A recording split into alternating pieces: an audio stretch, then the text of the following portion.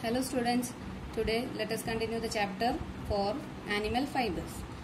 Last class we discussed about the animal fiber wool. In this class we are going to discuss about silk. Silk is obtained from the cocoon of silkworm. Silk yarn is made from the thread-like filaments that a silkworm spins around itself to form its cocoon. Silkworm spins a thread-like filament around its body at the stage of pupa stage. It forms a covering around it. It's called cocoon. So this cocoon, from this cocoon silk yarn is made. It is a prized fiber.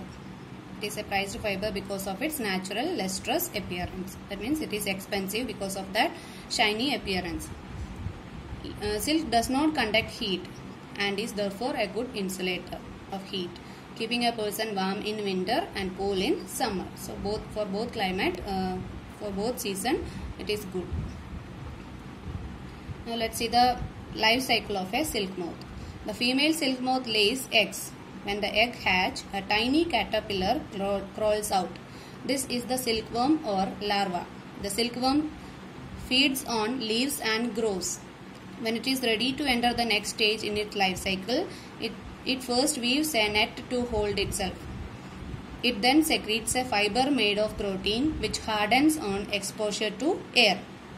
This is the silk fiber. It covers itself completely with this fiber to form a cocoon. At this stage, the larva is called a pupa. The pupa grows and changes inside the cocoon. A few weeks later, the cocoon opens and an adult moth comes out. The silk yarn is obtained from the cocoon of the silkworm. Now let's see the picture of life cycle of a silk moth. You can see the different stages in this picture. The female moth lays many tiny eggs. Female moth lays many tiny eggs.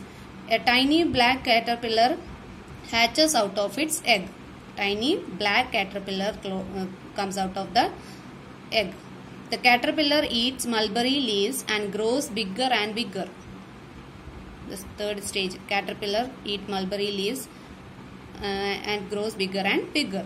Then next stage, the caterpillar spins a cocoon of silk threads around itself. Starts spinning a cocoon around its body. Then this stage pupa, larva, first stage egg, larva, then pupa. Pupa at this stage, inside the cocoon, the caterpillar changes into a pupa. This is the cocoon of silk moth. This cocoon is collected and silk fibers are obtained from these cocoons.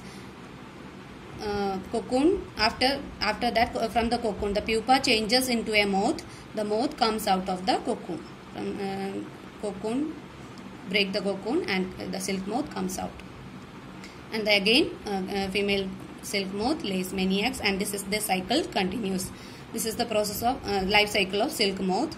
You can see at the cocoon stage, the cocoons are collected along with the silkworm, with the pupa, and from the cocoon, silk fiber is unwound. People unwind the silk fiber, silk thread from the cocoons to weave into silk cloth.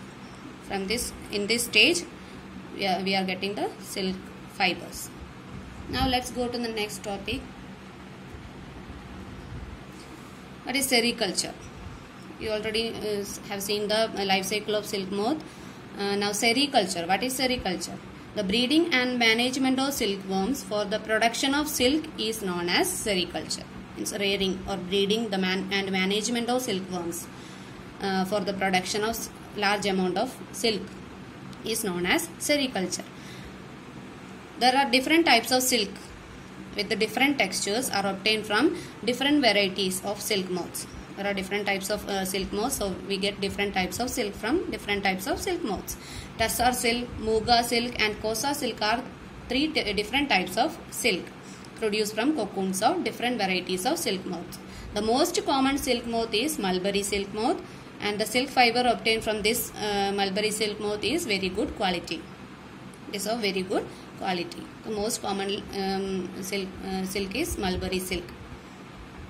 Then female silk moth lays hundreds of eggs at a time. These eggs are warmed to a temperature suitable for hatching. This is known as incubation. after rearing, after breeding, the female silk moth lays hundreds of eggs. These eggs are warmed to a temperature. Artificially, they are warmed to a temperature for hatching. This process is known as incubation. The next step is after hatching. After the silkworms come out after hatching, the silkworms are fed on freshly chopped mulberry leaves. For 6 weeks, the worms eat almost continuously and increase in size. At least for 6 weeks, they continuously fed with freshly chopped mulberry leaves. They increase in size. At the end of this period, they are ready to spin the cocoon. At the end of this stage, they are ready to spin the cocoon. Branches of trees or shrubs are placed in the rearing houses. In the place where they are kept, branches of trees or shrubs are placed in the place. The worms climb these branches and make their cocoons out of one continuous thread. By using only one continuous thread, cocoon is made up of one continuous thread. This process takes about 8 days. Spinning this process is called spinning of the cocoon. Spinning of cocoon. This process is called spinning of cocoon. Almost at least 8 days it will take to complete the spinning of cocoon. The amount of usable silk in each cocoon is very small. As you have seen the picture, a cocoon is very small. So usable silk obtained from one cocoon is very small. At least 5,500 silkworms are required to produce 1 kilogram of raw silk. To produce 1 kilogram of silk, we need at least 5,500 silkworms. After all the at that stage after spinning of cocoon, the cocoons are collected. After all the cocoons have been gathered, the initial step in silk manufacture is to kill the insects inside them. There is no need of insects. So the first step is killing the insect inside them. Thus, the cocoons are first boiled. All the cocoons are first boiled or treated in ovens to kill the insects by heat. The silk fiber is obtained from the cocoons by a delicate process known as reeling or filation. You can see after heating, we can remove the cocoon silk fibers from the cocoon.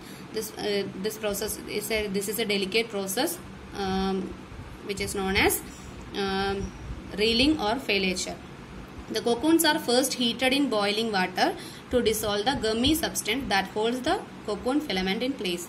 And this heating also helps in the dissolving the gummy substance, which make the cocoon filament hold the cocoon filament in its place. Gummy substance dissolves and the cocoon fibers get separated after boiling. After this heating, the filaments from 4 to 8 cocoons are joined and twisted. After the heating, we can remove the silk fibers from the cocoon. At least almost 4 to 8 cocoons filaments from all 4 to 8 cocoons are joined and twisted together. This is then combined with a number of several similarly twisted filaments. More and more twisted filaments are combined with this, and this resulting filament, this resulting fiber or thread is called raw silk. After twisting fibers from 4 to 8 cocoons, this resulting thread is called raw silk. It is woven into silk cloth by weavers. This silk fibers are called as used for silk cloth, making silk cloth by weavers. Now, health conditions of workers in the wool and sericulture industry. Workers employed in almost all processes of sericulture industry are adversely affected by a number of diseases. There are different diseases. The workers employed in sericulture field are adversely affected by different diseases. One of these diseases is Sorter's disease. People working in the wool industry sometimes get infected by a bacterium called anthrax. The people who are working in wool industry, they are sometimes affected by a bacterium called anthrax. It leads to a fatal blood disease called Sorter's disease. This anthrax bacteria causes a disease called Sorter's disease. Next one, respiratory diseases. Inhalation of vapors arising from cocoons undergoing steaming, cooking and reeling produces breathing problems. Because of at the time of boiling, vapors are produced, different types of vapors are produced. The inhalation of these vapors causes breathing problems, asthma, bronchitis, just like this, diseases like this. They are suffered with these diseases related to lungs. Then scabies and other skin infections. First step in reeling is the boiling of cocoon in water to kill the worms. First step, boiling. The boiling, at the time of boiling, as a result of constant dipping in boiling water, the skin of the workers becomes raw and blistered. To separate the fibers, they have to continuously dip their hands in boiling water. Due to this, the skin of the workers becomes raw and blisters are formed on their hand, resulting in peeling of the skin of hand and feet. This results in peeling of skin of hand and feet. These are some health hazards of wool and sericulture industry. You can see the different diseases here. So it's very sometimes it is very dangerous. So this is the chapter. The chapter is over. In this chapter we discussed about wool and silk. You have to draw the life cycle of silk moth in your copy. There is a question in your worksheet. You can draw that, a neat diagram, and color it properly. And you can also collect the pictures of wool yielding animals.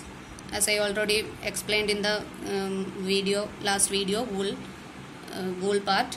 You can see the animals. We have seen the animals of like a yak, Angora goat, Angora rabbit, just like that. You can collect the pictures of those animals and paste them in your copy. So there are two works for you. Draw the life cycle of silk moth and collect pictures and paste them in your copy. Then along with the notes and worksheet, this time I have given the back exercise of this chapter. All the question answers with the question answers of back exercise as given.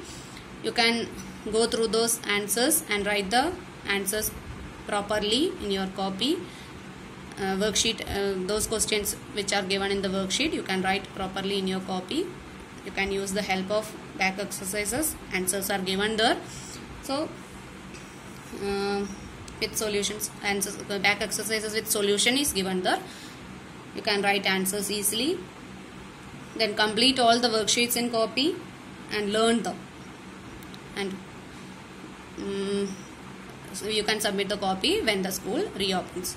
So that's all. Stay safe, stay home, stay safe.